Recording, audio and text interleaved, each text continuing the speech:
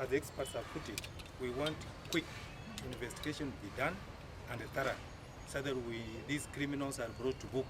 Because from the experts, it is very clear that the teacher was hit, he became possibly unconscious before they burned the house. And as the experts have put it, they had inhaled carbon monoxide, and this can be seen from the tissues. So we want that done thoroughly, because as last time as I was asking, the police station is just 50 meters away from where Mwalimu was burned. Does it mean that there was no police officer on duty? And we know police officers who are on duty, they don't sleep. They will not even see the smoke, and they come for help. That's the question we're asking, and we want fair and thorough investigation. And I know these people who did this, in their life they will have no peace. They will be haunted by the blood of these two teachers.